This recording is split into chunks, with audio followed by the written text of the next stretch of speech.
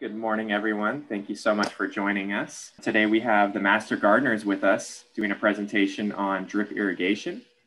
So just a couple of housekeeping items before we get started. If everyone could make sure that they stay muted and keep their cameras off if you would, because it helps the video playback from being a little bit laggy. So just like our last class, this will be part classroom presentation, and then we'll have a small video piece as well to help give everyone a visual. So with that, I will go ahead and pass it over to Nicole. Nicole, go ahead and introduce yourself and the Master Gardeners. Okay, good morning. My name is Nicole. I am a Ventura County Master Gardener. I am welcoming you to the class Converting to Drip Irrigation. It is sponsored and organized by Ventura Water and taught by the Master Gardeners of Ventura County.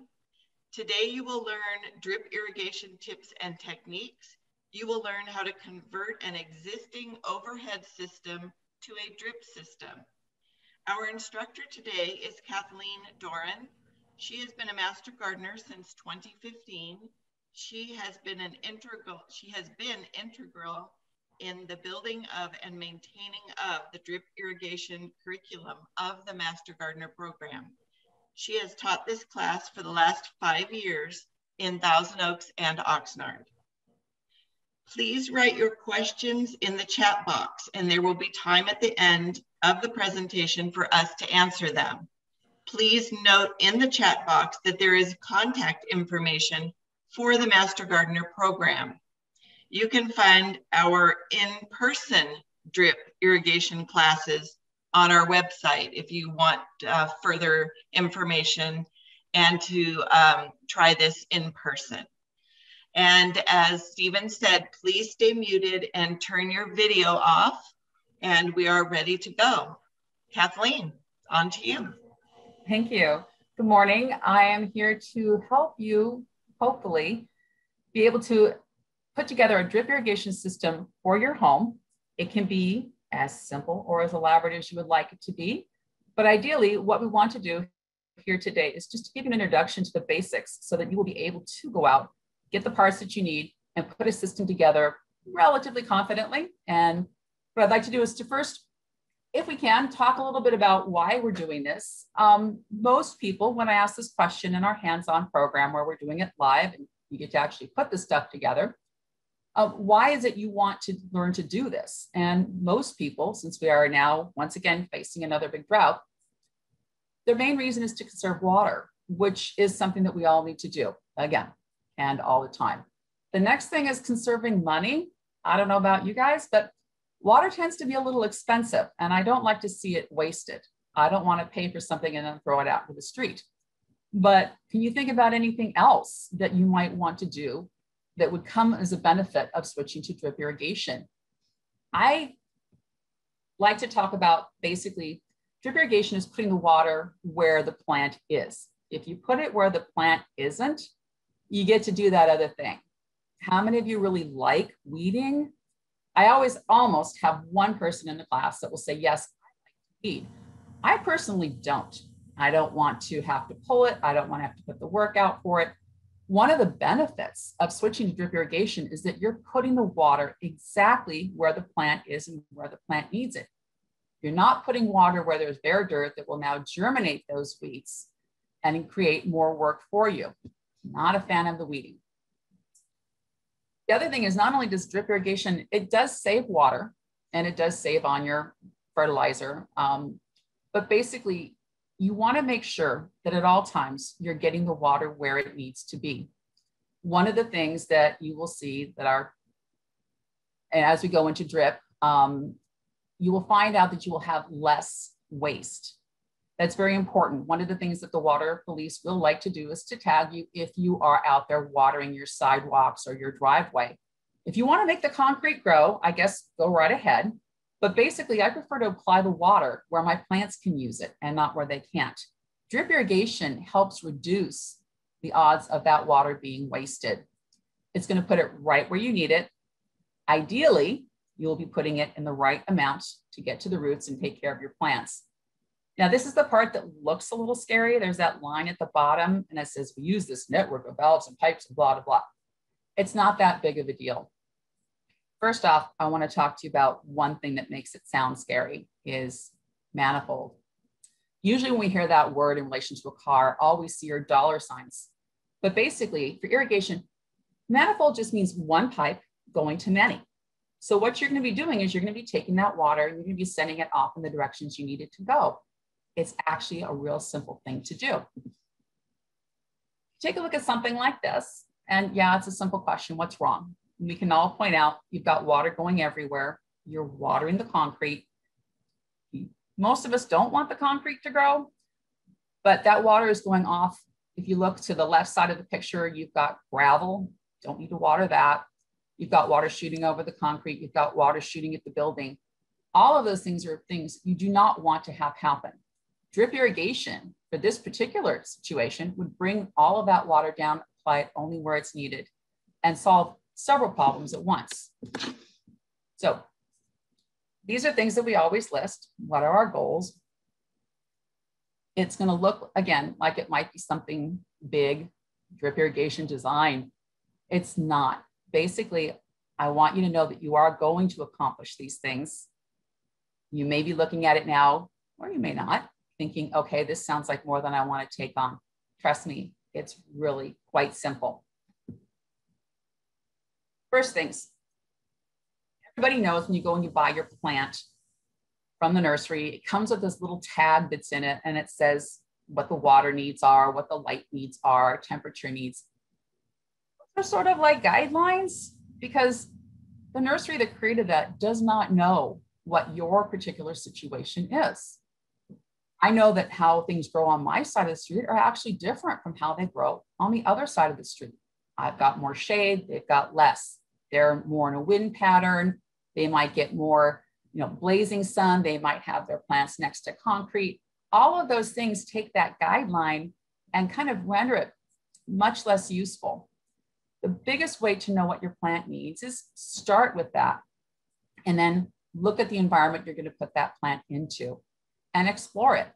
Get to know what your soil is like, how the moisture stays in your soil.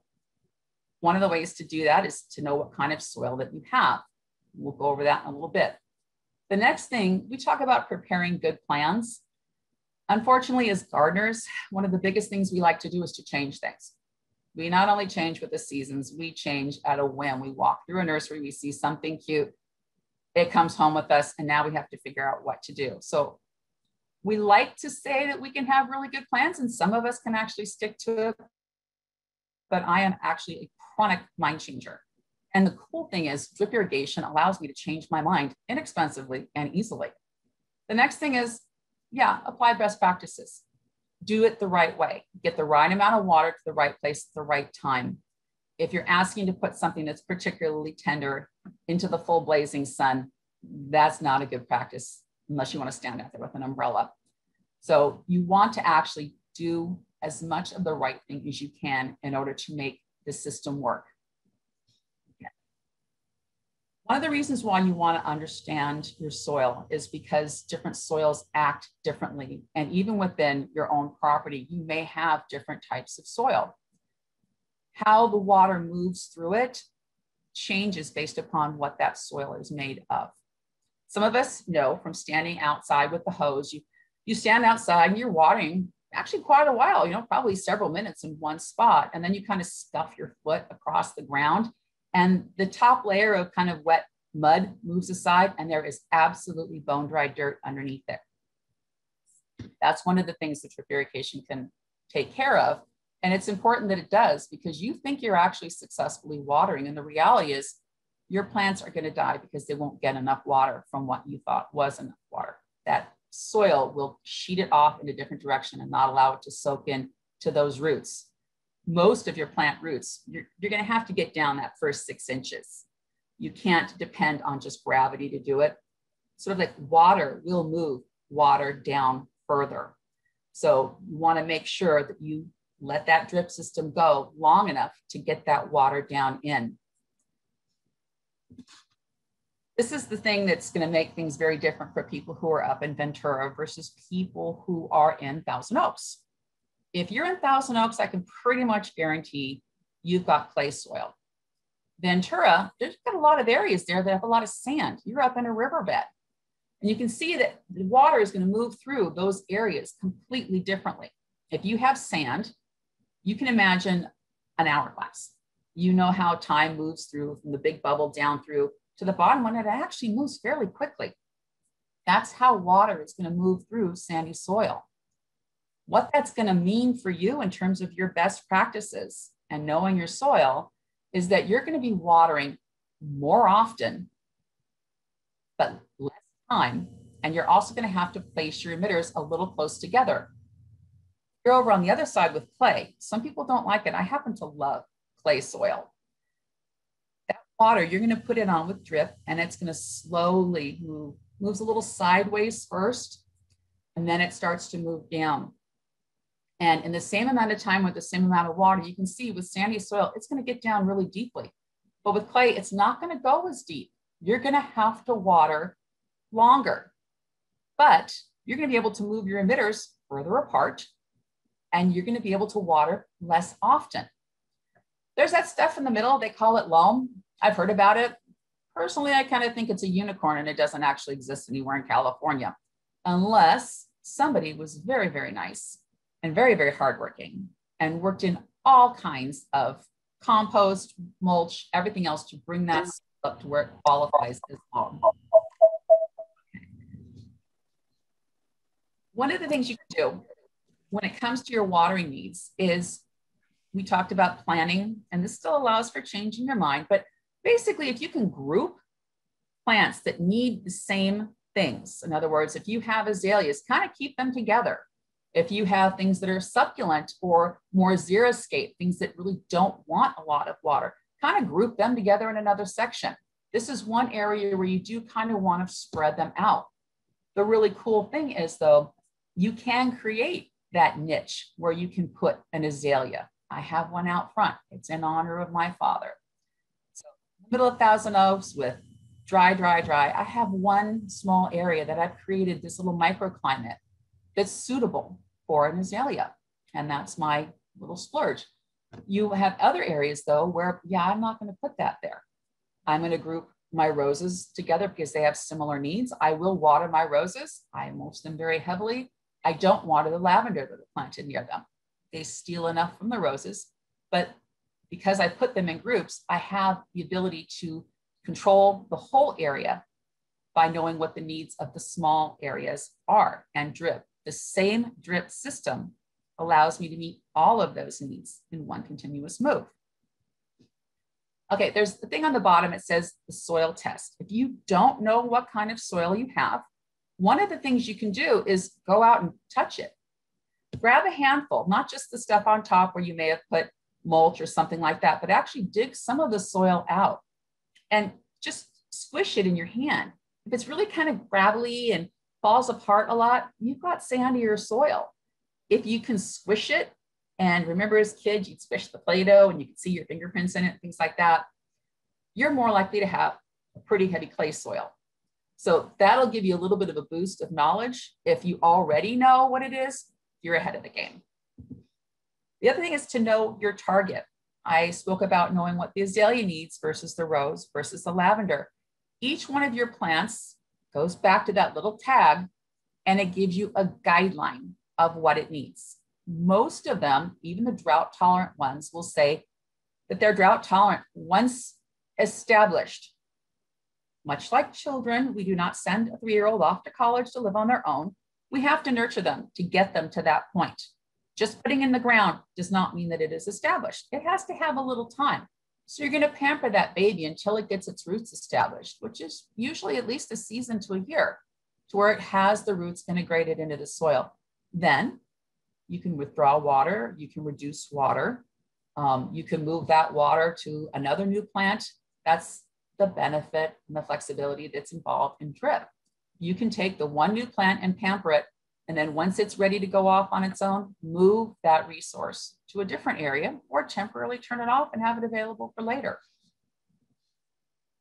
This is the hard part. This is not something to be afraid of. It's just bloody irritating. There are some things in this system that we can't change. They are industry standards and we're stuck with them. But as long as you know about it and you remember it, you can deal with it. First thing up, our friend, this is pipe thread versus hose thread. Now, if you look at the image, you look at the hills and valleys that are on that little picture piece that you see, one end says pipe and one end says hose. On pipe, there's smaller little hills and valleys. They're tighter together. On hose, they're bigger and beefier and further apart. Now, I don't know if you can see where this is. You can maybe see the difference a little better here. That variation in part also transfers over to what you're hooking the parts into. Oh, I guess I should step back a little bit. I'm going to assume that everybody knows about the birds and the bees and knows why one part may be called male and another part may be called female. And that's as far as I'm going to go with that. Anyway, this is the male part, both ends. One is the pipe and one is the hose. If you're going to put it into a connector, it's equally important to know which side is pipe versus hose. Now, courtesy of my daughter's very bright pink nail polish, you can see that it goes back in there to the socket and you can see the pink. On the other side, there's this black thing in there and that's a washer or a grommet. We're putting something into a hose thread situation. There should always be a grommet in there. In pipe, there won't be. When you go to buy these parts, especially if you're going to a big box store, one of the ways to help you know which is which is to look for the washer. That's not always a guarantee. Some people sometimes need a washer and they're kind enough to walk over to the parts section and pull that little thing out and help themselves to it, which may mean you'll see a part that both sides look like this, but that doesn't necessarily mean that this is now a pipe thread to pipe thread adapter. You may still be looking at those threads that are different. So you really do need to know what these differences are. I recommend that when you go into the store, when you're first getting the hang of it, pick up one of the pieces that's like this, where it shows both. And if you want, pick up one of the socket ones or the female ends that shows both, and just hang on to it while you're going through the process of picking your parts so that you have that visual right there that will show you very clearly which is pipe and which is hose. The reason is when you go to buy some of your other parts, some of them come in pipe and some of them come in hose. So you want to make sure that you know what you're dealing with so you purchase the right parts. That way you don't have to go back to the store and make another trip. One of our coworkers or co-volunteers likes to say that the first piece of equipment you need is a full tank of gas. Yeah, sometimes, but let's see if we can avoid it. If you remember that one little part, that'll help you. The next thing you can see is when it comes to our lovely spigots, this is even a bigger illustration of pipe versus hose. And you can see it on here. Again, you want to know what parts are going together, because if I hook pipe thread onto hose thread, I can tighten that sucker down. I can put all kinds of Teflon tape onto it. It's always going to leak. Sort of like when you put the jar lid on, it's a little cockeyed. You know that lid's not on right. You can start to put it on and you can even get to a point where it's tight, but that's not a leak-proof seal. You want to make sure you get the right parts that go together. Additionally, if you've cranked together a pipe piece and a hose piece, especially if they're plastic, you're going to have to replace those parts. You've made them go together, you've bent the plastic. It's, again, always going to leak. So if you know what it is you need to begin with, you don't have to come home with the wrong part and you don't end up making mistakes. All right, this is the other excruciatingly frustrating part of drip irrigation. Most of us know what a 1/2 inch is. And in the world of drip irrigation, a 1/2 inch is not always a 1/2 inch. Now, the tubes they're 1/2 inch on the inside, but the problem is they're not all 1/2 inch on the outside.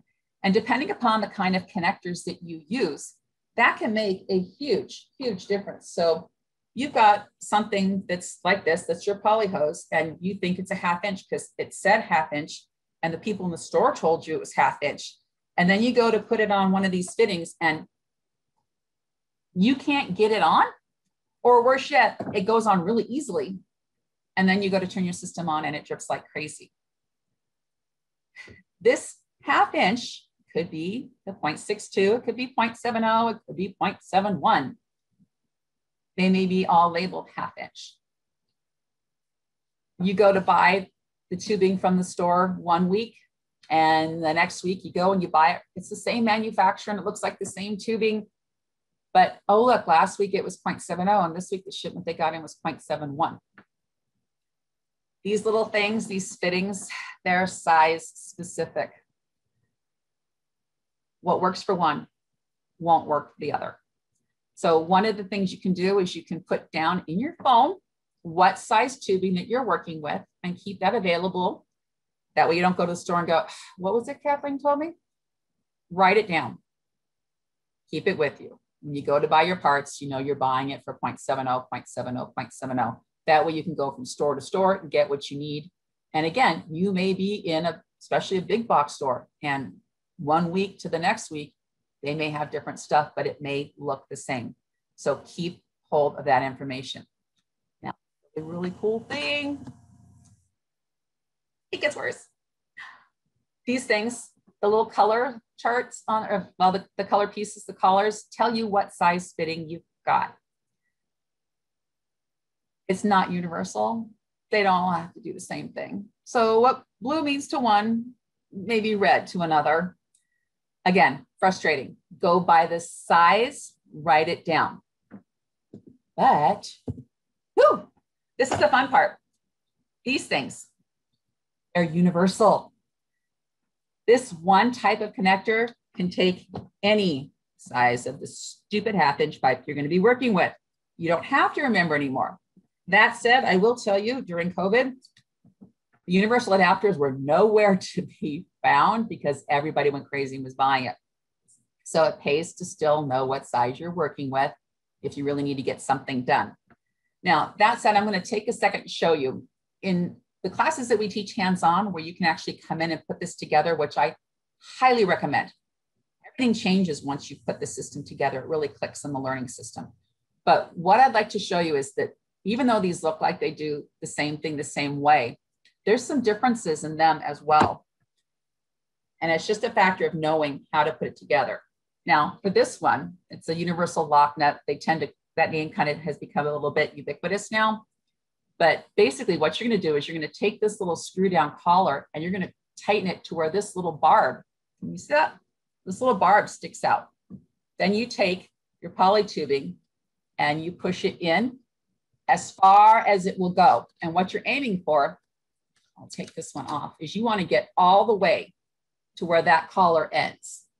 So you want that tube to be pushed all the way up against it. Once you've done that, you're going to screw this back and it's going to tighten down this barb with the threads that are inside this, and it's going to clamp on. So that's how it's going to hold it. This one works a little differently. This one, you actually are going to take the collar off, put the collar onto your pipe. See it like that? This is the neat part. There's your little barb. It's going to go in. I like to stick it back in because my hands are bad. And then now you can see I've put it all the way up. Can you see that? To where it fits up against that. I put it back into the fitting and then I screw the collar down.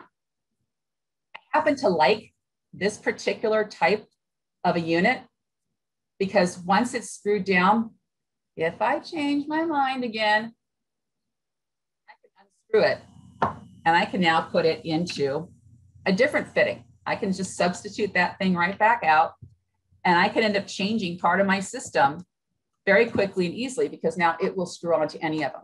With the others, you do have to cut them off. The parts are salvageable, but it's a lot of work.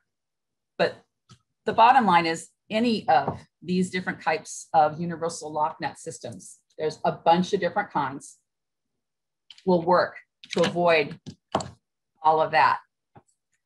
This is very frustrating. This is very enjoyable and also much easier on your hands to put together much easier. One of the things I do recommend when you're working with the tubing, bring a mug of hot water, just heat up a coffee cup of hot water in the microwave.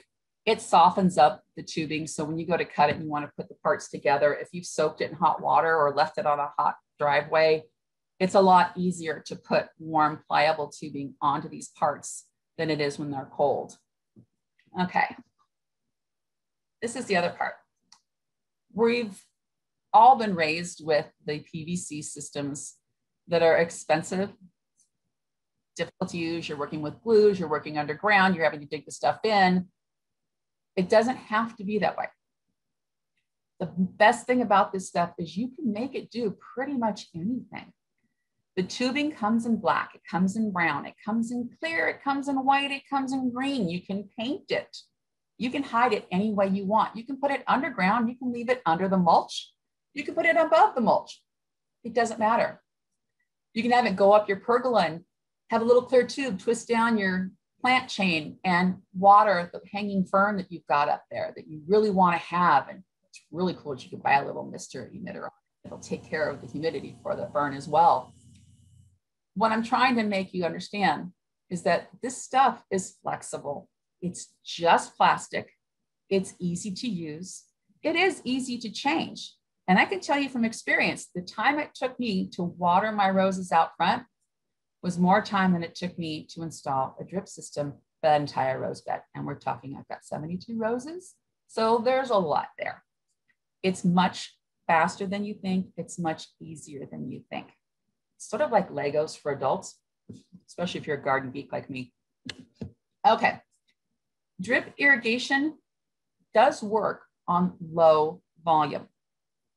It's low pressure. If you have high pressure, some of you may have had the experience where you've been out there, you've turned your system on, and all of a sudden your little emitter goes, and you've got this nice little waterfall coming out. The emitter just shot off your system. That's because of the pressure. Drip irrigation is a low pressure system. It works on gallons per hour as opposed to gallons per minute. The sprinkler systems that we've all grown up with are gallons per minute. This is per hour. You're going to be leaving your system on longer. Unless you're zero escaping, 10 minutes on a drip irrigation system is generally not going to do the trick. You want to get that water down those 6 inches that your plant is going to need. How do you know it's down 6 inches? Well, there's different things you could do. Different ways to test for it. But basically, you're going to be leaving your drip system on anywhere from 10, 20, 30 minutes to an hour. But again, it's only putting out the water at gallons per hour, not per minute. It's okay to leave the system running longer. Okay. Here's your efficient watering system. How to check for moisture. Some people understand you can just stick your finger down in the soil. My fingers aren't that long, but I can get down a couple of inches and you can feel if there's moisture down there. Some people get very adept at just taking a stick or a piece of metal and poking it down into the soil. You can tell from the resistance how much moisture there is. Like these things. They're simple, they're cheap, they come in different colors, different sizes. It's a moisture meter. Most people are accustomed to using it for their houseplants. Take it outside. It works outside too. And what's really cool is it can get down to the depth that the plant needs the water at. So go ahead, put this into the ground soil, do it slowly, wait a couple seconds, and then read your meter. Don't do it quickly. It needs to actually get down there. If you're watching it as the meter is going down, you might even learn something, which is you might get it down this far and it might say there's plenty of moisture. You might get down this far and you might find out it's bone dry. This is where your plant wants to drink from. Get that moisture down. You want those roots down. Roots that stay up high are far more susceptible to the damages of heat, of drought. If all of the roots are up close because you've only ever watered a couple of inches, we get those droughts and your plants are going to die. To get them established, they need to set their roots down, get it down in. I have a lot of these. I kind of like leave them all over the backyard. They're really handy. Oh, word of caution. Don't pull them out by the top part. pull them out by this, because you keep pulling on this and they're going to separate. You're going to break it, then you're going to get mad and have to get a new one. Okay, the other thing is precision water delivery. Yeah, you know what? It actually could be as simple as just a watering can. The bottom line is it doesn't matter how the water gets there as long as it gets there in the way that it needs to be and it's appropriately used. So if a watering can is the right choice, go ahead and use it. There's nothing wrong with your current yard sprinklers. If it's a situation of runoff and that's what you're trying to stop, you may be able to simply solve the problem by running it in cycles. And if you remember as kids, you would, pour your milk in the cup and then you kind of pour it to where it like completely did the surface tension thing and it was above the lip of the cup, and then your mom got mad and then of course it spilled everywhere. Our soil kind of tends to be like that initially, especially the clay soil. It tends to be a little hydrophobic. So remember again how I talked about watering the soil and then you kind of push it aside with your foot and it's completely dry underneath. This is the same kind of thing that's happening with your lawn. If you only water your lawn a couple times a week, then what's happening is all that surface soil is dry. When you go to water it, it just sheets right off. One of the ways to get around that, set your automatic timer, have your sprinklers go off for 3 minutes, then stop. Go all the way through the cycle, come back, set it for another 3 minutes. So that if you have a multiple timer situation, it's great because you can have it go off 3 minutes, go through everything else, come back, do another 3 minutes, go back, come through everything else. And that way it's broken that surface tension by the time the second and third application of water goes through, and you're much less likely to have that water runoff. So again, that might be the appropriate watering tool for you. Nothing's wrong with using that. It could also be something underground. It could be above ground. It could be, I've got a big jug that I use. I had to mark it because my neighbor kept trying to put it in recycled trash. She thought someone left it in my front. I took a big old vinegar jug that I got from Costco. It's bigger than usual. And what I did was I poked a couple holes in the bottom and I'll take the lid off. I did keep the lid. I'll fill it with water. Yes, it's dripping out a little bit at the bottom. I put the cap back on, flip it upside down, walk out to that one plant that needs a little extra water for this year that I don't want to run a system over to because it would mean a whole lot of work for that one plant. And I just flip that jug over and sit it down. And it sits there and it drips water into that plant. Works just fine. But going to drip irrigation for a larger project, patio, vegetable bed, all of that makes a lot of sense. Okay, so here's your main parts. You've got your polytubing, which is what I like to call our freeway. This is your main water delivery source. You're going to move the water from your source over to where you want it to be. Please do not put emitters directly into this. The reason why is, number one, you change your mind and then you got to plug it. The other thing is if something goes wrong with that emitter, now you're taking it out and have to replace it and you can't put something back into the same hole. So you're going to have to plug it and then poke another hole. And if you poke too many holes in, you do have to cut the section out. It's not a big deal, but you do have to cut the section out. Best thing to do is to use this strictly as your freeway. You are delivering your goods from one end to the other. The next thing you've got is the drip lines. There's different kinds. And basically you've got one that's smooth. It's just a small bore. They'll call it spaghetti line. They'll call it micro line, micro tubing. It's basically 1/4 inch. This generally tends to stay the same. This is what you're going to use sort of like as your streets coming off the freeway. So you're going to exit the freeway and then you're going to run your water through this to get to its destination. Of all kinds of analogies today. There's also this really cool stuff and it comes in both 1/2 inch and in the micro size. If you look at this, maybe you can turn it this way. See, there's a bulge in the middle, kind of like a snake that's had lunch. This is microtubing, but it has built-in emitters. They come at different spacings. So these are pretty close to the same. You can get them 6 inches apart, 9 inches apart, 12 inches, whatever it is that you are looking for. But basically, this means you kind of need to keep an eye out when you go to the store to see how far apart your emitters are.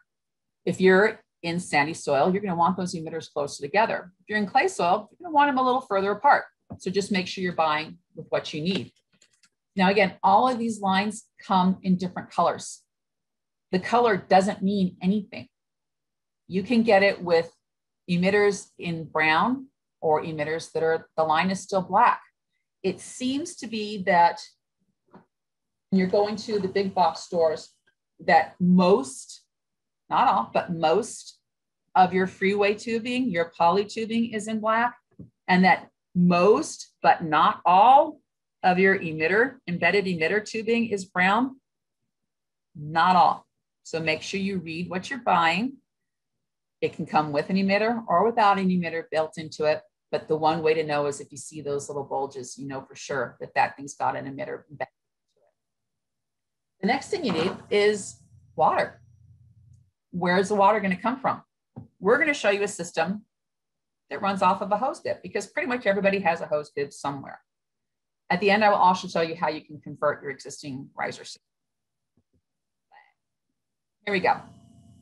This is just a sample of basically a plot plan for a house. And you can see that there's an area that's covering what looks like beds, plants, trees, shrubs. This stuff can be leveraged to do pretty much anything that you want. That's the fun of it. And yeah, it's fun. Okay, so let's start with this. You have water. Most of us have that hose bib.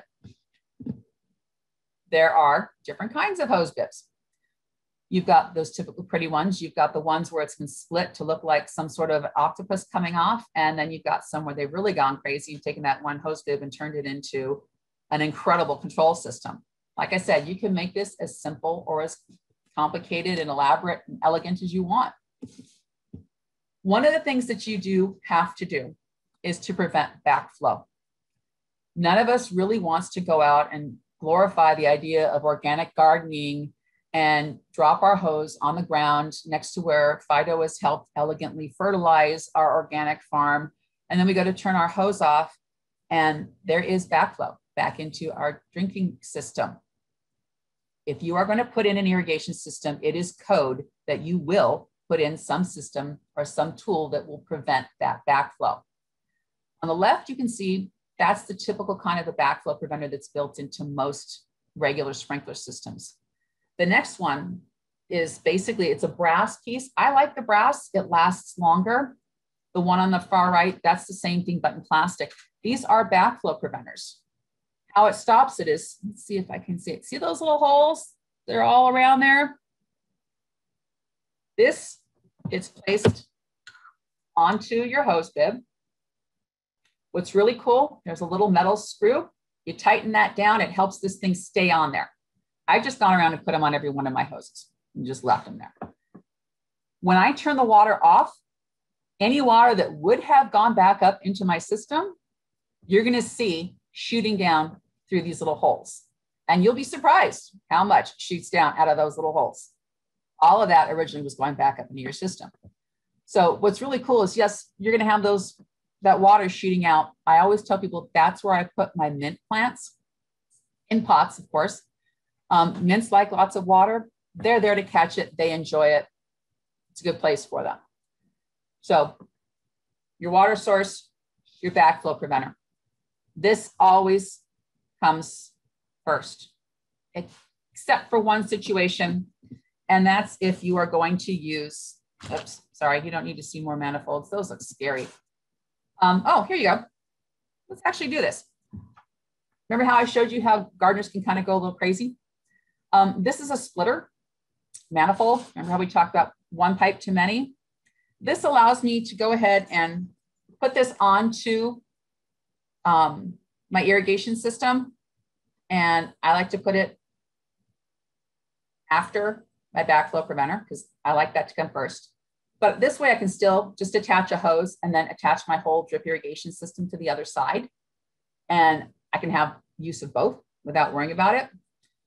There is one time where you would put your backflow preventer second, and that's if you are using any kind of an electronic system to manage your timer for your drip irrigation system. If you're using a sprinkler system that's been converted, That's all safely built in. But if you're going to be using, here we go. Something like this, it's a really cool thing. You can, there we go. It's an electronic timer and it's battery operated. And I attach it to my hose bib and I attach the rest of my drip irrigation down below it. This will act as a valve and I can set it to run.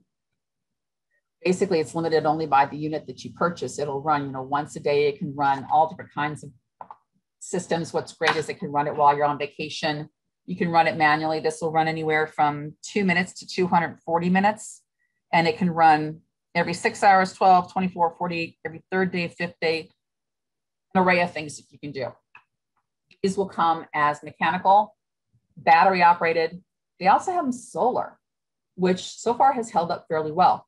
If you do get battery operated, please use a battery that is from a regular store, not from one of the less than $1 stores. Get a quality battery because even though this is sealed in there, you want something that's protected and you want something that's going to last. It will go probably about 8 months, but the easiest thing to do is sort of follow the daylight savings thing and just when time changes, change your battery and it will handle your system just fine. One thing is, you do want to put, if you're using electronic timer, you want to put that backflow preventer below the electronic timer because water and electricity don't play well together and ultimately it will cause this to fail. These tend to cost around $44.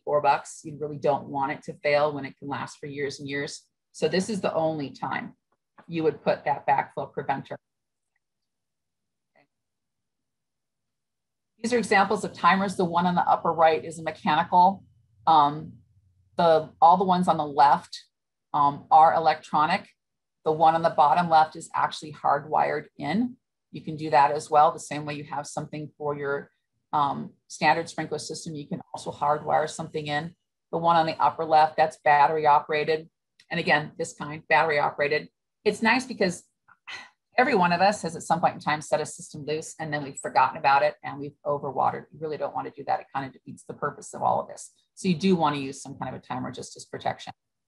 Okay, so this is what we're going to show you how to build. You can see up at the top, you can see your timer. Below that, here we've got a black plastic backflow preventer. The thing that comes after that is actually, it's a, well, in this one, it's a filter. Even though our water is really clean here, and it really is, there's always something that can happen. A line can break up further. Your neighbors could have changed a pipe. Some sand can enter the system. And what you want to be able to do is to take that and keep that out of your emitters because emitters are small and that little piece of sand will stop it from working. So this little screen is in there. And every once a month, you want to take that, hose it out, and you just sort of put it back in. It's very easy to do. It's part of the maintenance that is needed. Really once a month, but come on, if you go more than once a quarter, you're asking for it. So please do maintain the system. It used to be that you had to buy these separate, that it came as a filter, and that after that you had this piece, there you go, which you can see in the picture towards the bottom, as a pressure reducer. Remember how I talked about reducing pressure, that this is a low pressure system and you don't want those emitters blowing off? We reduce the pressure at this point. You don't want to rely on just kind of slightly turning down your valve or turning down the water flow. That's not the same thing. You want to make sure that the pressure inside that system is controlled. So that is how to do it. It used to be you had to buy them as separate pieces. Now it's cool. You can buy one that's got the filter and the pressure reducer in one unit, which makes it simpler. I like simple. One thing to know about some of these parts though, is that some of them only go one way. If you turn it around the other way, water's not going to come out. And as you can see here, again, use of nail polish, that arrow, you don't want to install it this way. You want to install it that way so that the water is going to go in and out. Okay. So here's a system. This is a little bit cleaner. You don't have to buy a timer, but you can see if you look at the stuff, you've got your hose bib, that vacuum breaker or backflow preventer.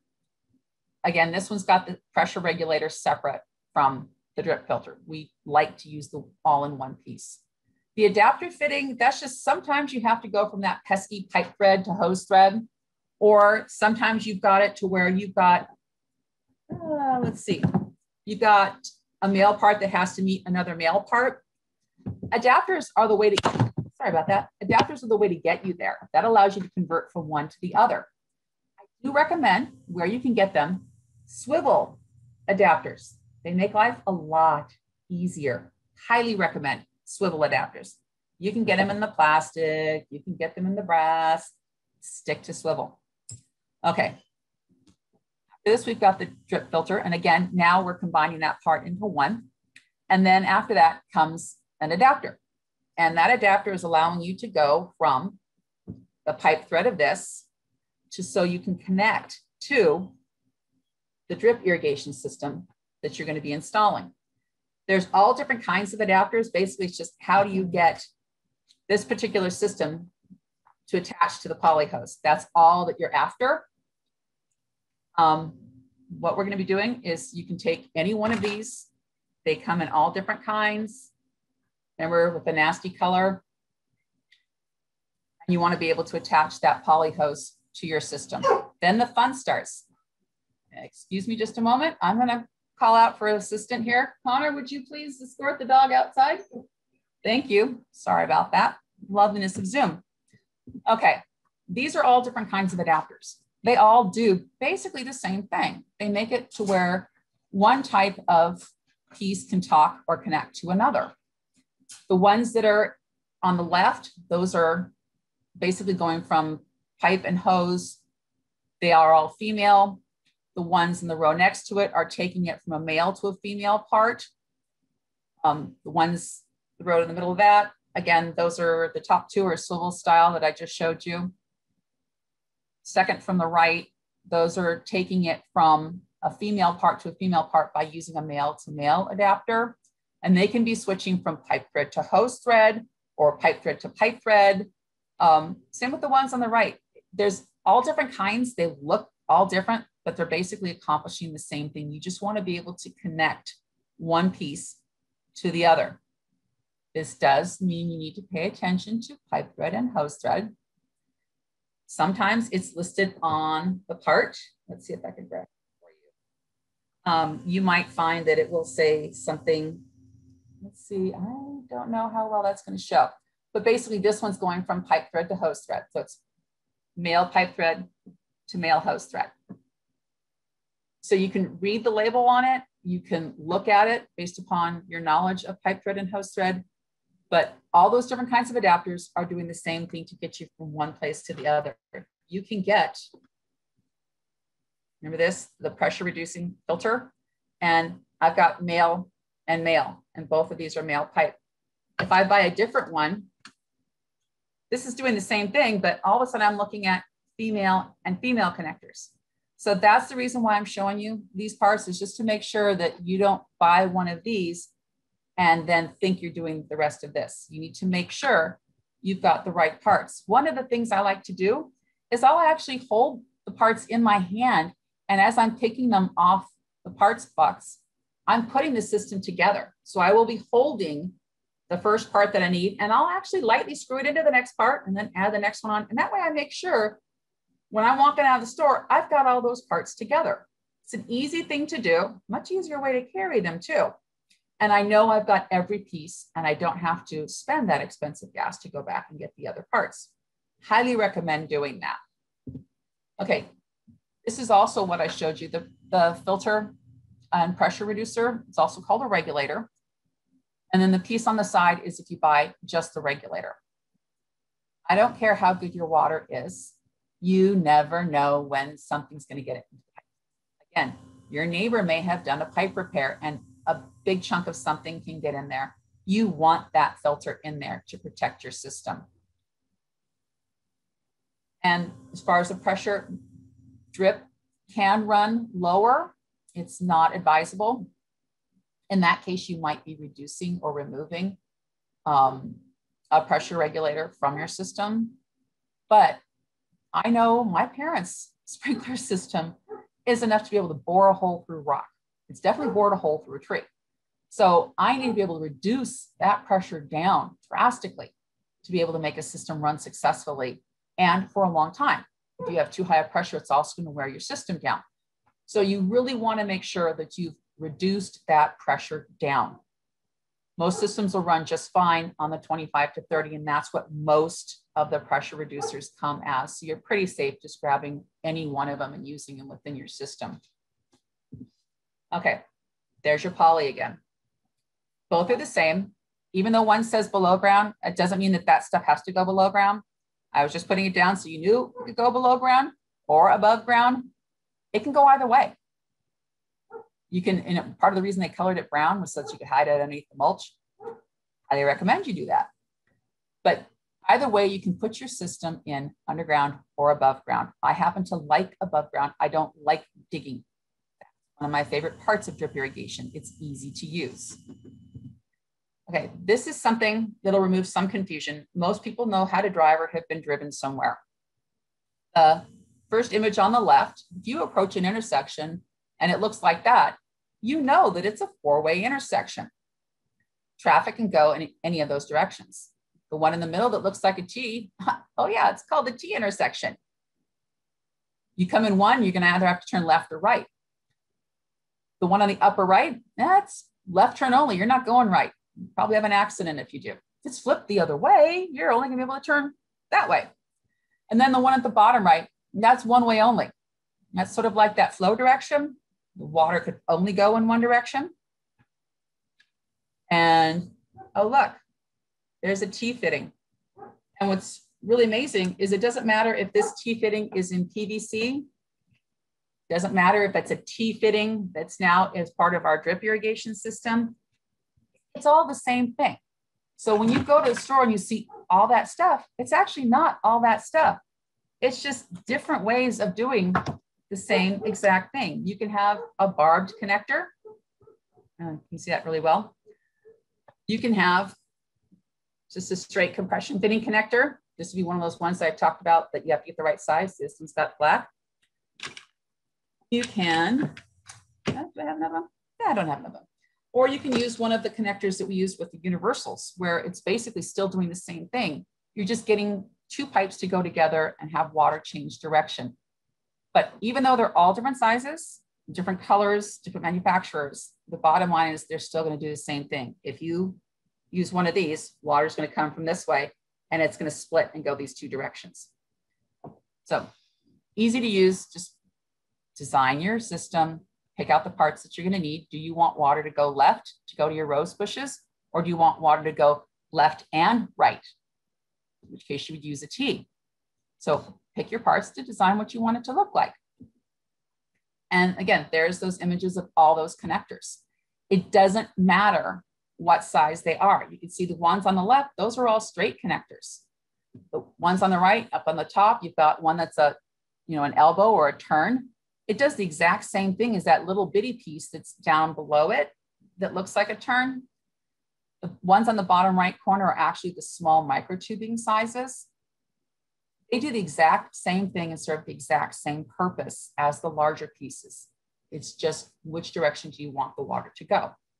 Now there is one piece I want you to look at. In the bottom right corner, there's that one that looks like it's got like a little flattened, ridged piece on it. That's a goof plug. I like to call them change your mind plug because yeah, I change my mind and that's our prerogative as gardeners. If you need to remove something from your system, you will need to plug that hole, and that is what you're going to use to do it. They're also handy because you can just put them in the end of a piece of microtubing and it will plug that end off as well. You want to purchase some of those lovely goof plugs. You will change your mind or you will end up putting a hole in something where you didn't quite want to. Get them and keep them in your toolkit. These are just more of the different types of connectors. The nasty little blue one where you've got to have the exact same size for the right size tubing. The one on the right is a larger sample of one of the barbed ones where you're basically pushing the tube onto the outside and there is no outer coating to hold it in. The spaghetti tubing or micro tubing is what you're going to use to go from your freeway to all of the plants. And here you've got an example. We'll see if we can work through this. You can see the poly tubing as the large black tubing. And then you see some small black things kind of pointing out of it. And I'm looking towards the top near where his hand is. And those are connecting to the microtubing, which I refer to as the street tubing. And the little blobs on the end are emitters. An emitter is anything that allows water out of your system, hopefully on purpose. A leak emits water as well. We don't want leaks. We only want them where we put in an emitter. So they have emitters that can basically do anything you want. They can drip, they can spray.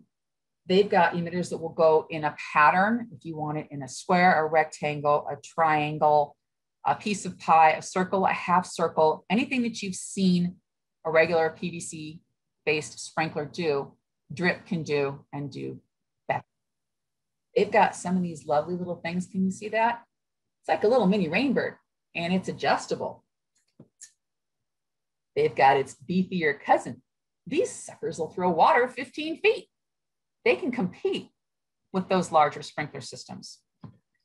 So you can have it do anything you want. Oh, look, see, here's a little itty bitty one.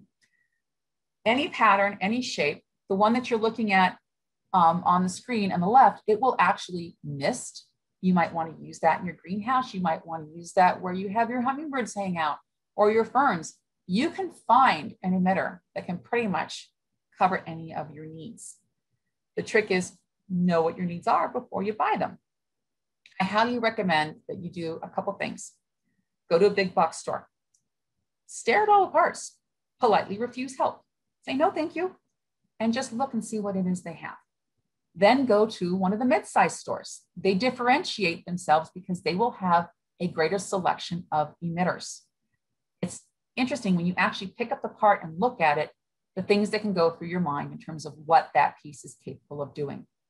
We also like to advise that you go to a pro store, an Aquaflow, a Smith pipe, something along those lines. Feel free to ask questions there. They're going to have a far narrower selection. They're only carrying the basics that most pros will need. The more elegant and creative ones you're going to find more in your big box online. But before you order even online, go in and look and take a real good close look at what those parts do and see where the water comes out and how it comes out so that you can make the right choices when you go to order. But again, when you go to the big box store, please say no thank you. Just look first, look and learn at your own pace there. Because yeah, emitters come in all crazy sizes, shapes, colors. You can put them on a stake. You've got those rainbird kind. You've got some weird little grass path or dichondra path that you've never been able to really succeed with because the regular sprinklers don't hit it. This is your solution. You can use an overhead watering and get that area well moisturized and maintained so you can have what it is you want in your garden. The emitter that you see on the right, down there on the ground, please don't do that. Please use some level of microtubing because if something goes wrong with the emitter, it gets clogged, you run over it with a lawnmower, something, you want to be able to just replace it easily. If you've gone straight into that polytubing, it's much harder to do that. If you have that little bit of microtubing that's coming out and your emitter goes bad out here, you just cut it off here. And you've still got all the rest of that tubing going back to your water supply. You just pop it on. It's easy. I like it with my plants. I tend to kind of go one and kind of hug around the plant, and I run a second line and hug around the other side of the plant. And that way, as the plant grows, I can move those lines out. I don't have to change everything. I don't have to go back and do something that's big. It's just an easy thing to do. And again, if that one line gets clogged up that's in that main line, you're now stuck with an extra hole, and you don't want that. So it's much easier to have it go all the way out to a microtube and deal with just cutting off that little bit. Please don't put it in the main line. Okay, this is the exception. This is where it comes in a main line. You can get 1/2 inch poly, and it's built with those emitters. You can get it in 1/2 inch, you can get it in the 1/4 inch. You can see those little bulges that are in there. I highly recommend using them, and this is something university is doing as well. If you have an orchard or a line of shrubs, you can run that up one side and back around, and you're done. It has everything you need in it. So you can just take care of the whole thing all at once. There's a little bit more complicated version of it, but basically it's taking care of the entire root pattern of the tree. A lot of people seem to think that the roots end where the drip line ends. It's not true. Your feeder roots are going to be going out far past citrus, where you really want to keep them properly hydrated. You want to make sure that you're running your lines out. Set it out. Under no circumstances do you want to water the trunk of anything, and that includes your little shrubs with the little micro emitters. Move it a little bit away. If you're watering the trunk of anything, be it a tree, a shrub, a ground plant, it doesn't matter. You're going to cause rot. You're going to cause problems and an opportunity for some kind of pathogen to adversely affect your plant. So keep it off your trunk. And that includes your big sprinklers too. You really don't want to be watering the trunk of your tree. Okay, now the last part of your system is how to make it stop. And I don't mean as in turning it off. I mean is how do you close the system out? There's multiple ways to do it. The figure 8 thing that you see in the middle, see something like this, and we have a video that you'll get to see it in action. Basically, you're going to run your poly tubing at the end, up through it. You're going to bend it in half, and you feed it back through, and it's pinched this off. You can do the same thing with a zip tie. Just fold it in half and run a zip tie over, and that'll close it off. You also have ways to close it off using a cap. You can put a little valve in there, which is what's down with the blue handle that's on it. You want to be able to close that system off in some way. It's best if you can do it in a way that you can still open it, because occasionally you need to flush your system out. So if you have one of the screw end caps, like in the upper right corner, you can just screw that cap off and run water, and it will clear the whole line out, and sludge will develop slowly. There's microparticulates that will develop in the system. But if you can run a current through there, it will clear your system out and keep it in better condition for longer. You can also put a valve on the end that will, you can shut it on and off. It's sort of like a hose bib.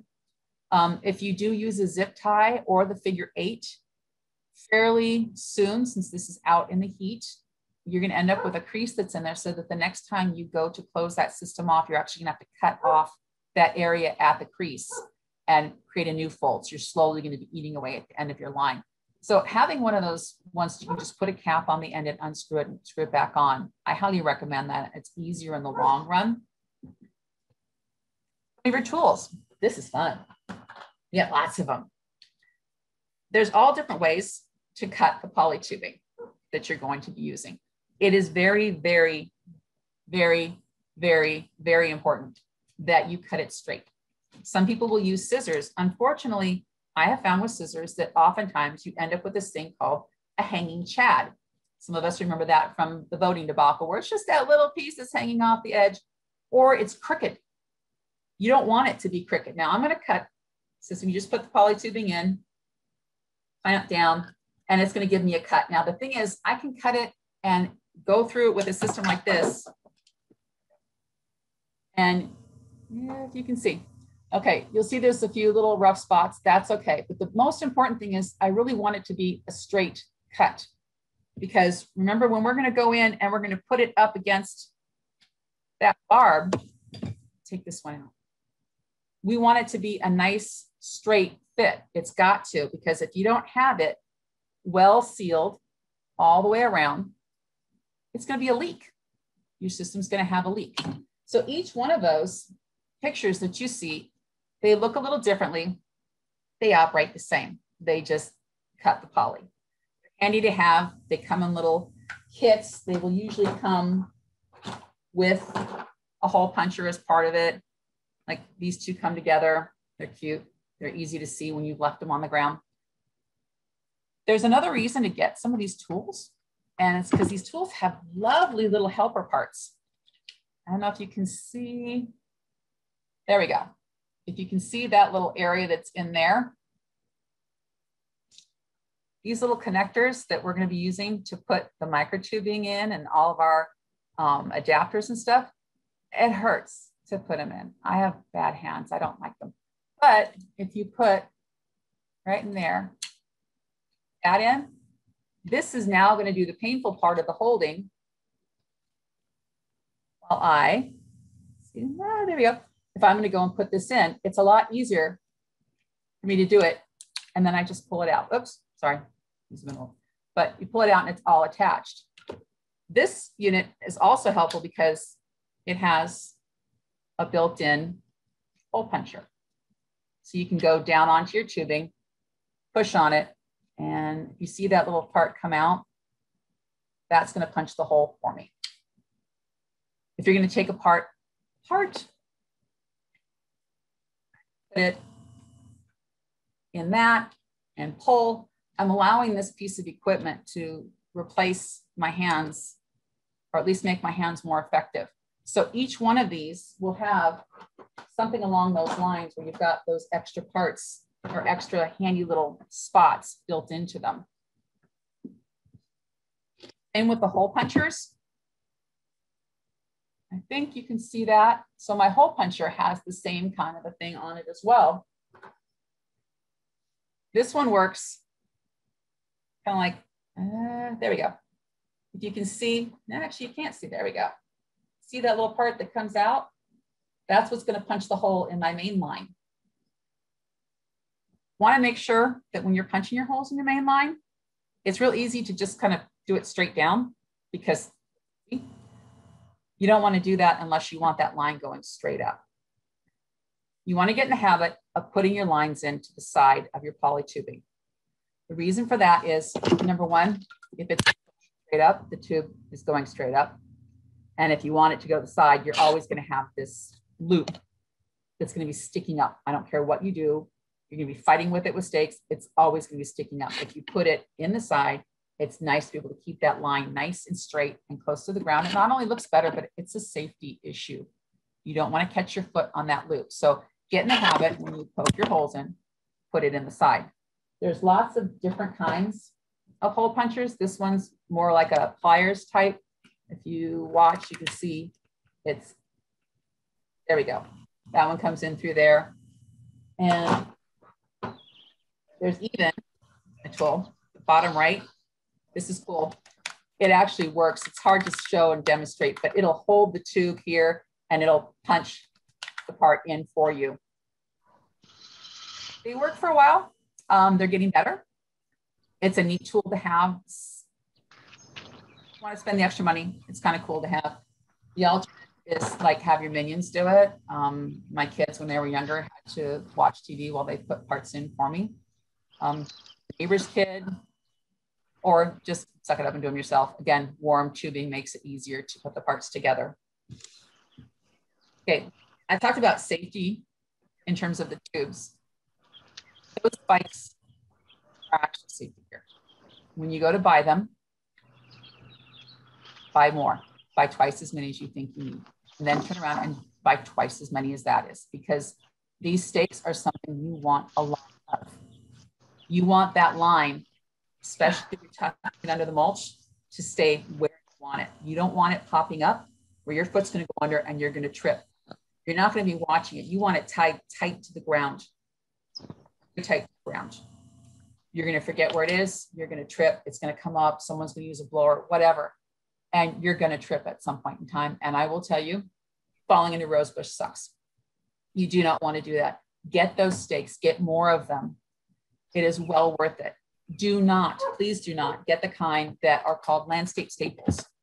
It seems like a neat idea at the time because they're a big, huge box and they're cheap, but in very short order, it goes from silver to very, very rusty. And then all you're left with, the top part rusts out completely, and you're left with this sticking up out of the ground. I do not advise that. Get the actual heavy duty stakes. I happen to like the kind that you see on the screen. This is another kind. I'm not as fond of this. It's got sort of a long thing and then a short area, and you push it into the ground so it pinches the tube in there. I like the nice big heavy duty ones. That's my preference, but whatever you do, just get a lot of them. This truly is safety gear. All right, after I showed you the long way, here's a short way. Wasn't that mean of me? But I needed you to understand everything that went with it. Now that drip has become popular, there are lovely opportunities to go from that big long build that we had to what you see on the screen. And like one of them is this. This is the one that's on the right. And basically it screws onto your hose bib. butter. I'm going to screw that sucker on. And I'm going to put my tubing, my poly tubing in there. It's going to clip lock it. And I'm ready to go and start running everything. There's actually a pressure reducer and a filter built inside this. This one is a little tough to maintain. There are other versions, which are the other two that you see, that are easier to maintain. They come with this one, the backflow preventer. This is the plastic version of it. This one also comes with it. They both have little screens inside. They have pressure reducers. Let's see. This one's 25. This one is also, and then right there, your connectors. All you have to do now is just take your poly, hook it on, and go. So it's a lot easier. They aren't cheap, but when it comes to just speed and efficiency, yeah, it's pretty cool. You can just buy this sort of one and done kit.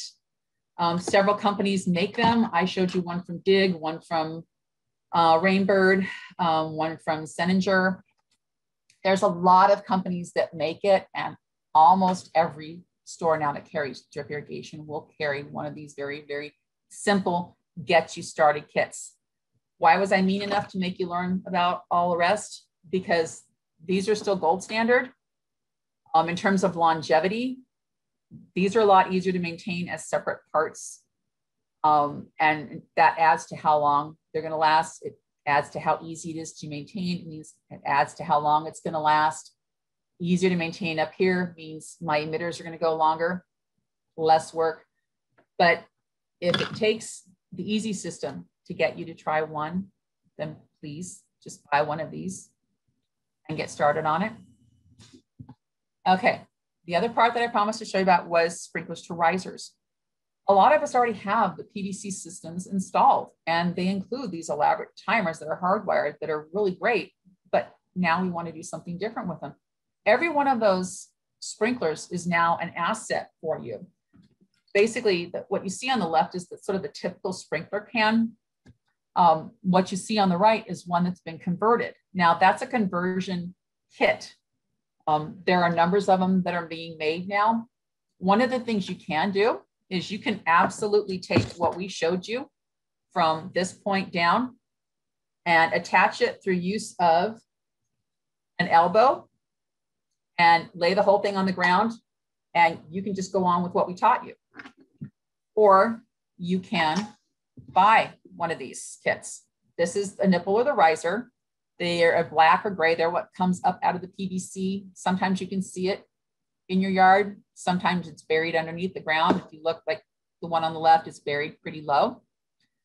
You can change the size to where you can bring this resource up to the surface, or you can make it shorter if you want it further down.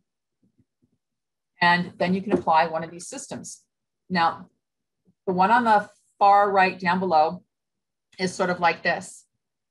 Basically, it looks just like that sprinkler can. I'm going to spin you here again. I'm going to go back. It looks pretty much like what's on the left. But what's changed is inside the can part is the pressure reducer and the filter. And then it comes up to the top where it has the connectors to attach to the poly. So everything is built into that can. Now, what's inside there does still need some maintenance. You will occasionally have to pull it out and clear the filter, but it's pretty easy to do because it's got a swivel adapter at the top, which makes it easy to disconnect and clear it out. So the two on the bottom right are the same, sort of like what I'm holding in my hand. It comes with an end cap, or as you see in the picture, it's got the two blue parts or two of these. You can put it on both sides. So you can have one riser area servicing quite a distance. You pretty much can go 250 feet with the poly tubing. So you can run for quite a distance. You will not need to use all of those risers that are currently available to you. Now, drip irrigation and standard sprinklers should not be run together on the same circuit. So if you are converting it to drip, then cap off those other ones that are running to the regular sprinklers and switch to just the drip.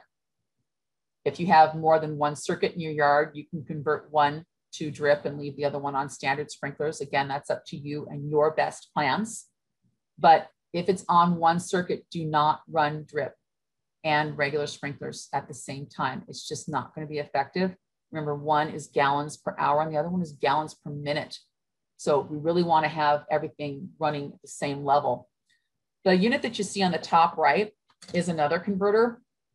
And basically you're taking your riser and you're attaching it there, and it's coming up to the small reducer and screen there. This particular one comes with the T connector as part of the kit. So you can run your poly straight out of it. There's a number of different ones. Now that it's become more popular again, you're seeing more options that are available for that. One of the things that I do recommend, and one of the reasons why you see these things coming up to a T, is that wherever possible, you want to run that poly tubing on a closed circuit. Now, what I mean by that is you want to get it out there, but then you want to have it go in a loop and come back to itself. The reason for that is if you have it in just one long line, the further you go out, the less resources are available at the end. And if anything happens that clogs up, whatever plants are on the end of that line are going to be starved. They're going to get less than the plants that are right up close to the source. If you create a closed loop, you have better water availability through both ends. And that is the best and safest thing that you can do. You can do that also with your microtubing that's coming off the poly. You can send it out and have it come back in. You can take it and run like what we talked about with the orchard. You take the same line, run it up one side, all the way around the back, have it come in at one of those T connectors so that you've closed the loop, and avoid having one of those lines just run on down and dead end wherever you possibly can. That said, sometimes that's the only choice you have, but if you can avoid it, I highly recommend you close the loop. Okay, we should have a video that we can put up now. Good morning. We're going to speak about drip irrigation, the hands-on portion of the presentation. You're going to learn about all of the basics, which should make it possible for you to do any normal backyard irrigation project. We'll show you a timer, backflow preventers, which are very important. We'll talk about the thread conversion again and the pieces that might go with that. Pressure reducers, water filters, adapters. We'll go through the poly hose. I'll actually demonstrate cutting it. It's a pretty simple, straightforward process. But this is what we'll be putting together today. So you can see at the top is a Y, which I have in my hand. That's the very first thing we'll put on. This is pretty simple. It has the two shutoff valves, which are currently shut off, and then we open them up. I have a preference for the metal ones. They last a little longer than the plastic ones. So if they just screw on, there's nothing to it. You've probably done it with a hose, regular garden hose, 1,000 times. Part two of our assembly, which is the battery operated timer. And the reason that you put this at the top of your system is you really don't want anything, water regularly dripping on it. You will eventually cause it to stop working. Okay, so then it has this handy dandy, and it's on, so the battery's working fine. There's a battery indicator here at the bottom, says it's fully charged. We're good to go. There are the capabilities to set specific times, and you want to run it. It's best to run it early in the morning. It can be as early in the morning as you want. If you leave the water on and let the timer serve as your valve, if it starts at 5 o'clock in the morning or something along those lines, that's just fine. You can also, it has the capability of letting you manually irrigate a line. And with the little instruction book that comes with all of these various types of timers, they really don't have that many operations, that many steps, so they're pretty easy to program, pretty easy to get into operation and keep into operation. And if we get rain of a significant amount, It also has an off button. You can just turn it off. It doesn't change any of the programming. It just turns the whole thing off for a week or two. If we're lucky enough to have that much rain until the garden needs to be watered again, then you can just hit the on button, which is on the other side, and you're back in business without reprogramming it at all. We talked about backflow preventers, or sometimes called vacuum breakers, because that's what they do. And I highly recommend the brass versions in this case. You can buy the plastic ones. They don't last nearly as long, and they are much more likely to leak. The next little piece is one of those thread changers. Again, I like the brass. You get hose thread and pipe thread.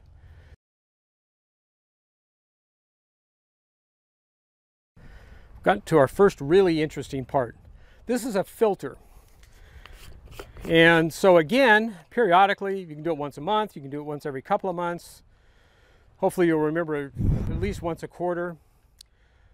If you put a filter in, it has an actual filter. It's not going to change the hardness of your water, but it will filter out any sand or other debris that's in the water source. This device is a one-way flow. So the water will typically only go down. And you want to make sure that you install it in the system with this arrow going in the right direction. Because if you put it in upside down, you're not going to get any water to your drip irrigation system. It has to be pointed in the flow direction. And so we'll just pop that little puppy on.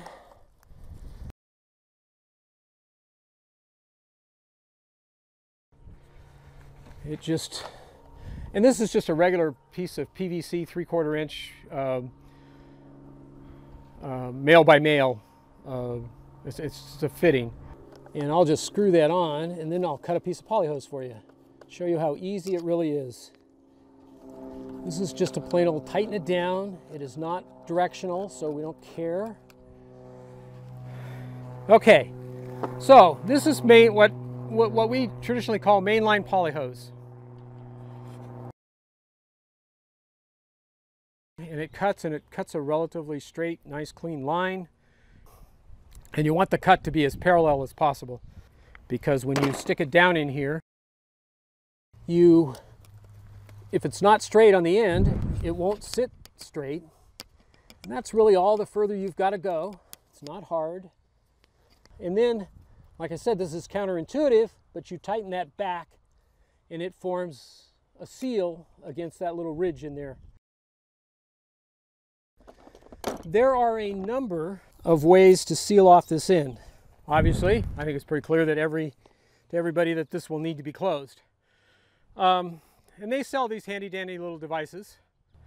You slip it over one end, give it enough to bend the pipe, and that crease holds, and then your little figure 8 device keeps it sealed.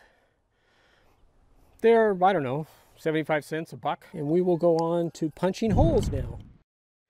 And this is by far the easiest way I've ever found to poking holes. And again, whether you're in a raised bed or on the ground, you generally want to poke your holes in the side of the tubing, not on top. It's just, you're less likely to create a tripping hazard on the ground, and it's just a good habit to have when you're in a raised bed where you're not walking around, so I can't claim tripping hazard. But if you punch a hole in the top, then the tubing will loop over, and you just want to develop that habit of really poking the holes in the side of the tubing.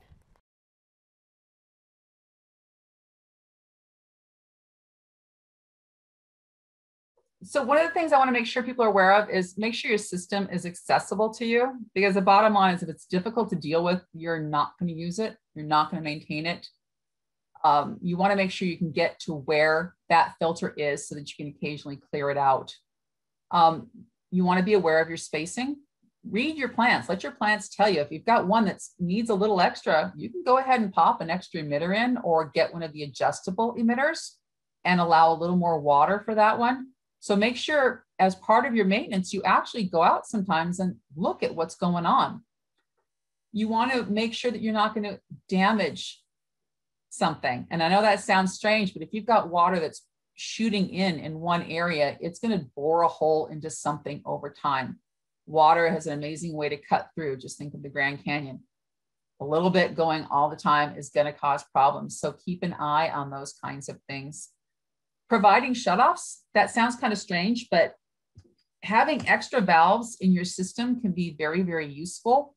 I like it because in my vegetable bed, I may have 4 lines of the little mini drip emitters going, but I may not want them always operating. So I may put little micro valves, and they have them in any size. They have them, you know, for the 1/2 inch, but they also have the little valves for the micro tubing. And I can shut off half the lines in that vegetable bed. Maybe in wintertime, it doesn't need as much water, or I'm running a different crop. I don't have to change the system, but by adding those valves, it allows me to have a little more flexibility. And it also allows me to expand for the future. And the other thing is making sure you know where you've capped off those risers. Draw a map.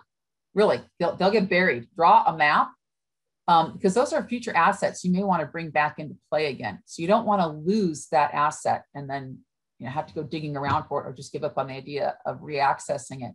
Draw a map, take a picture with your cell phone, whatever it takes, just so that you know that that thing is somewhere lurking and available to you for the future. And like I said before, it really doesn't matter how you get the water there, as long as you're doing it the right amount in the right way. You don't want to waste it.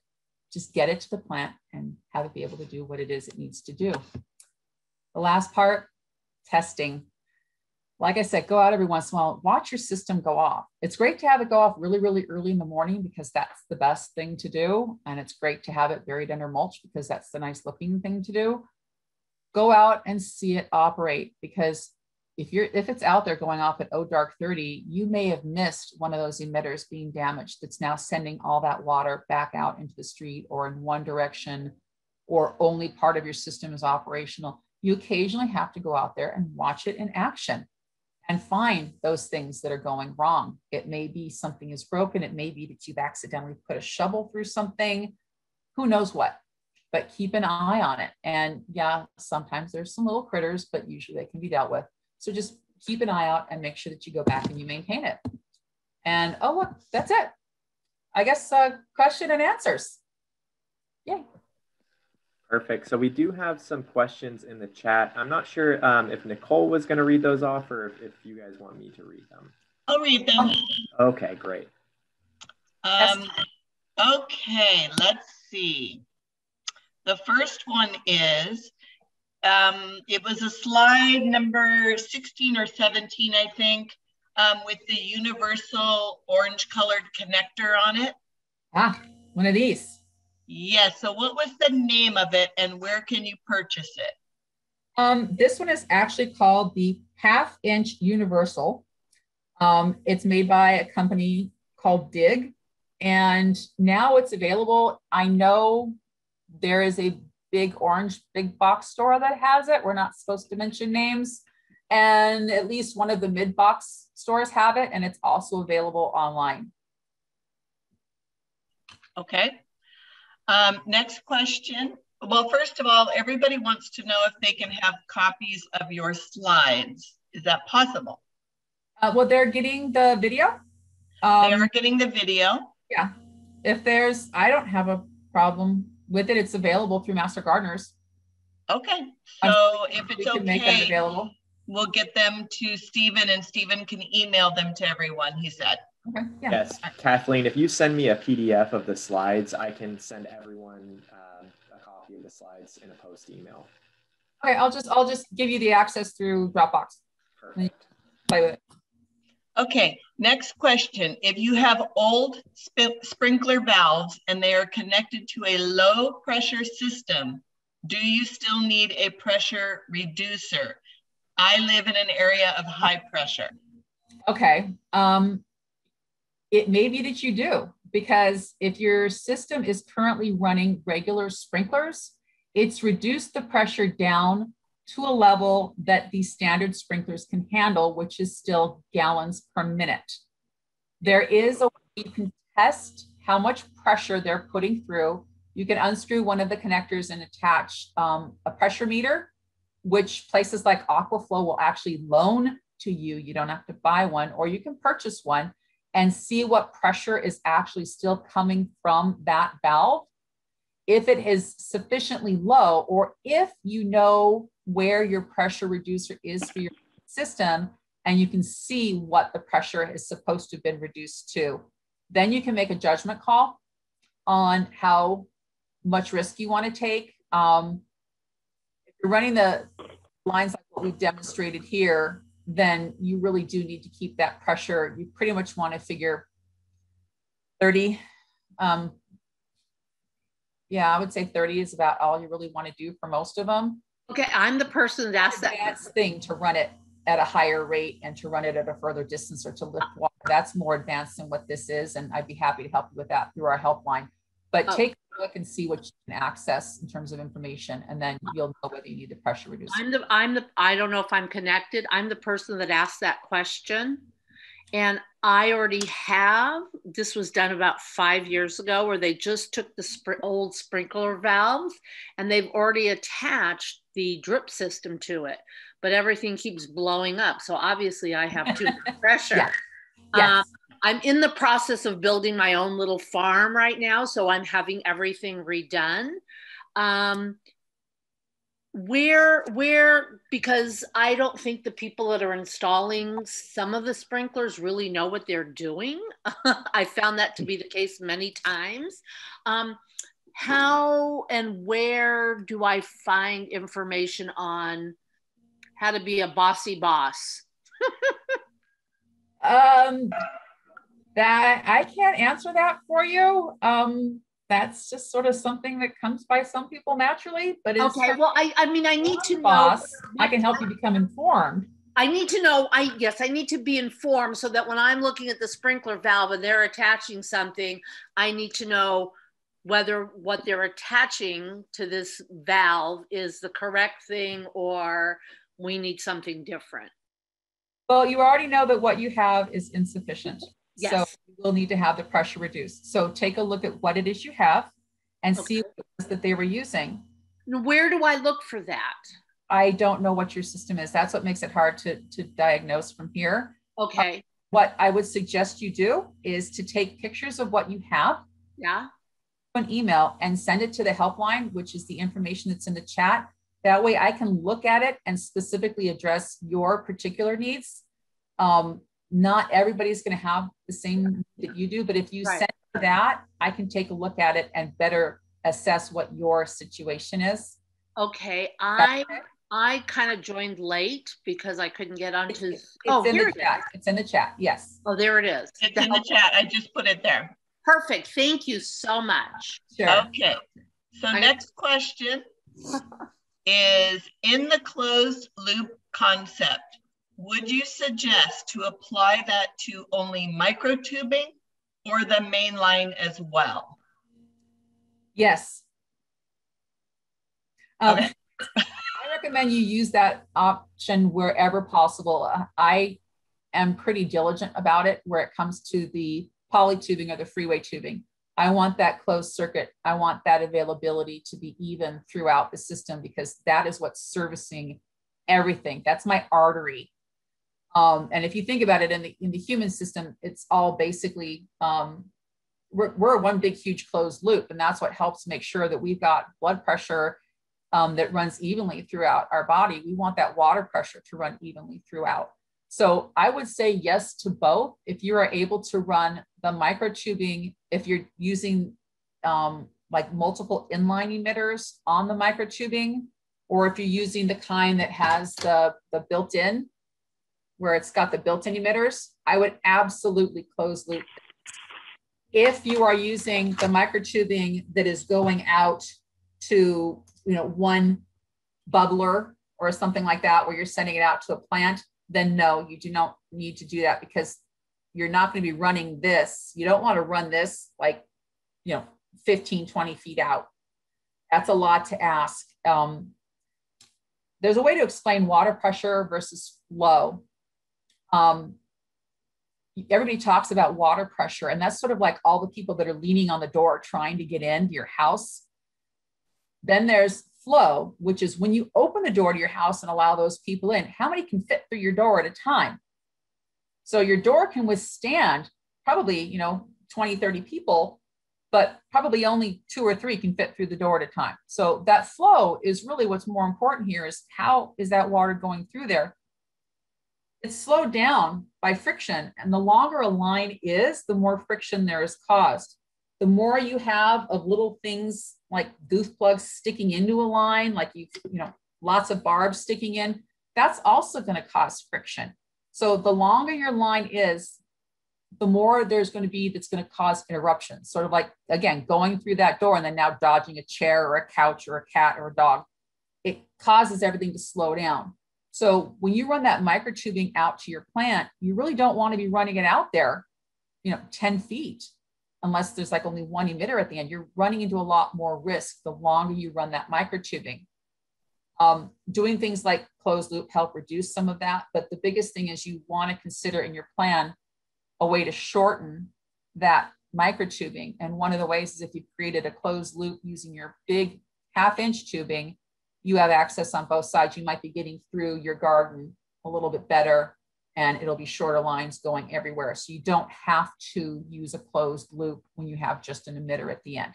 But again, if you're using the kind with the built-in emitters where it's got all those little bumps, please do close the loop, have it go in from one end of the poly and back into the other.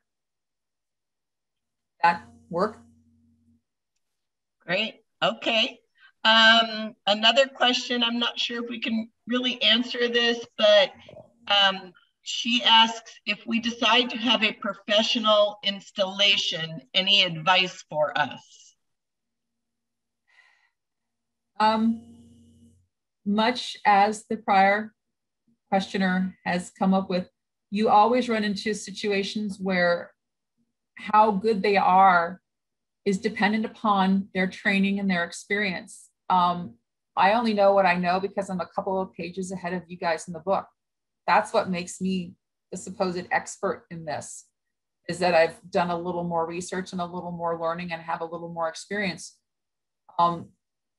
It's the same thing with any other professional. That's why there's good mechanics and okay mechanics. There's really no way to know their true skill ability. And it helps if you, as the person who is buying their services, has some basic knowledge of what it is that you're asking them to do. And a class like this is perfect for that, because you might know that they're putting something on incorrectly based upon what you've learned today. You can ask them, what are you doing about backflow? What are you doing about pressure? There's different things that you want to know. I've seen some systems where they'll run from the polytubing one piece of microtubing out and then just attach on through a T, just this little U-shaped thing at the end. And that's it. It gets the job done. It certainly doesn't make it cost effective for you in the long run. And again, that's something that comes from knowledge and experience. So there's no way that I can tell you that you can go and pick out a professional and that everything is going to turn out okay. I've seen systems that have turned out beautifully, and I've gone back and rehabbed systems for friends and family.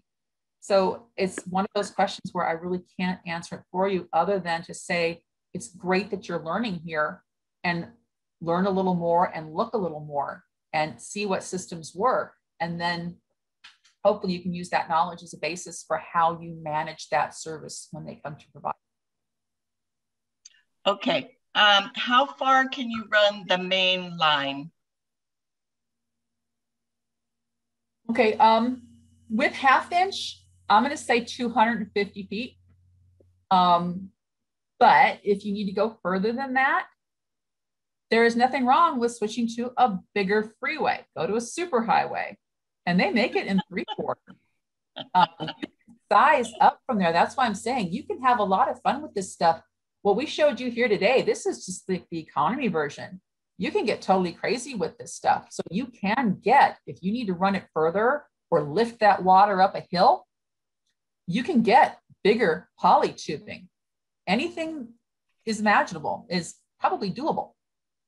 So there are ways, but generally speaking, 250 feet. Okay. This is the same person that asked about the closed loop the first time. Okay. And The question is, I have a problem closing loop on a 1/2-inch main line, since that is the main line extending about 70 feet, supplying all large potted plants along the fence in the backyard. How would you suggest to close it? Oh, that's easy. You know how we talked about left turn? You can basically keep it tight up against the fence, run that sucker out, and actually make a U-turn. You can make it really neat. You don't have to actually make a loop per se, but I'm using these two because these are close. But here's your poly, turn, and go back. So create a U-turn. They both tuck up nicely right up against the fence. And it's one way to make sure you've got water available going from both directions now, not only feeding the pots that were first up, but also the ones that were last. And you can still have access to both lines to put, you know, hoses into or whatever. It's just up to you what you want to do with it. But that's what I did in my tight areas. I still kept that closed loop. And it's paid off. Okay, and same person. Since you mentioned the 200-foot length for the main line, should that be closed? Wait, I'm not sure I understand. Should it be closed? I think you just answered it with your loop, with your. Okay. Yeah, I think you just answered it. Okay. Okay, does anybody have any other questions? Oh wait, here we go. Maybe, let's see. No, we're good. Remember everybody, this is gonna be, this recording will be on Ventura Water's YouTube, so you can watch the whole thing again. And we are going to send the PDF slides to everyone's email that's on this call. So you'll have that. And again, you can always refer any problems or questions to our helpline, which I've put up a couple of times.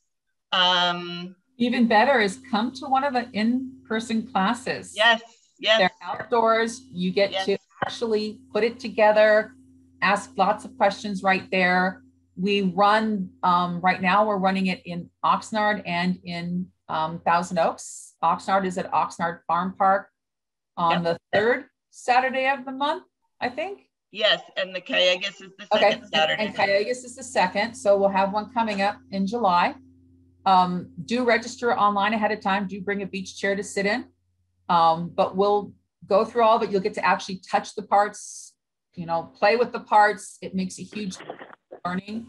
And the advantage there is you're getting your information from more than one source. There, you've got the teacher, but you've also got different coaches who everybody presents it in a different way. And someone will say it in a way that makes total sense to you. And it'll be one of those times when it's just a click and an aha, and then you're good to go. So I highly recommend coming out to the class. It really does make a difference. And to register for those classes, you can see, I've put in the chat box again, visit our website for future classes, and you will see the classes on the right-hand side under the calendar. You click there and it'll take you to the link to register. And we have several dates listed on there, so. Let's see, we have, okay. One more question or another question. How do you know how many drip tips you can put on one line? Emitters, okay, it depends on the type of emitter. That's one of those things that different flavors imaginable in those emitters. Something like this, where it's embedded, each one of these counts.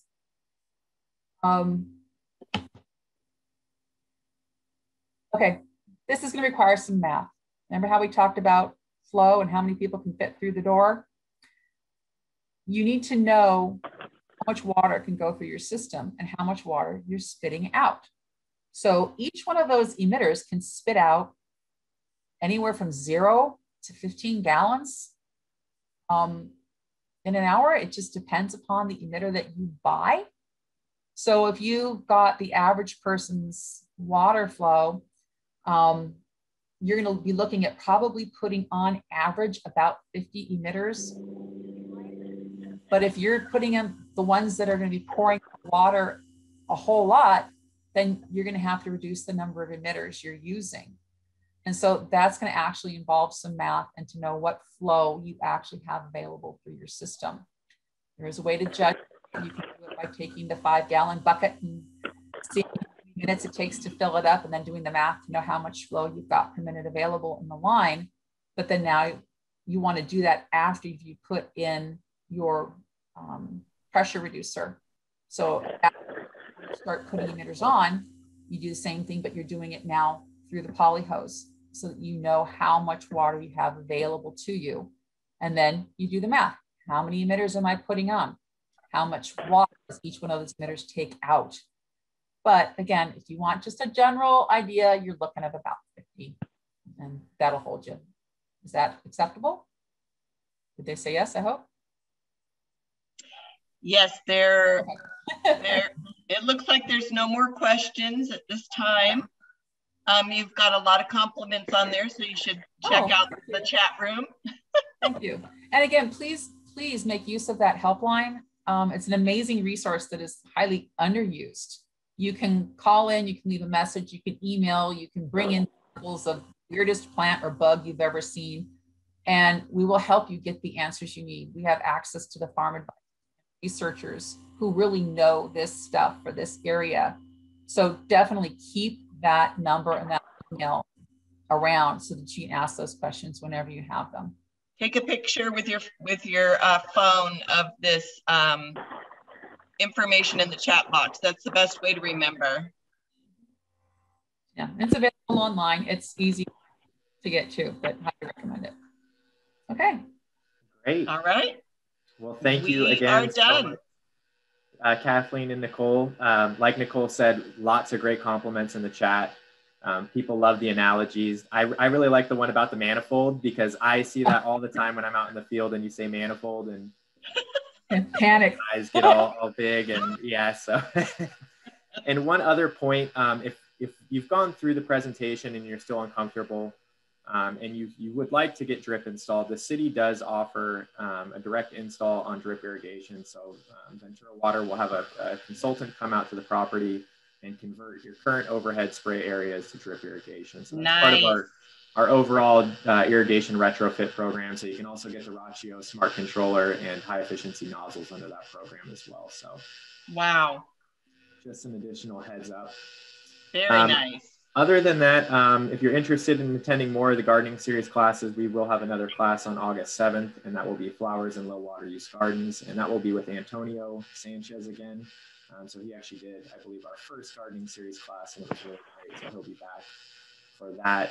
And any last plugs? I know that you said you had a couple upcoming events, so you kind of already answered my question on that. So we should be good to go.